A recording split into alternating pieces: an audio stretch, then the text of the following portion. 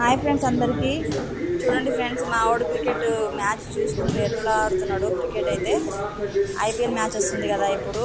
మా వాడికి కూడా క్రికెట్ పిచ్ అనమాట. సరే చూడండి ఎలా ఆడుతున్నాడు. ఇంట్లోనే ఆడుతున్నాడు. ఇంట్లో అట్లా బాల్ రెడీ చేసుకొని రేఖలకైతే ఆడుతున్నాడు.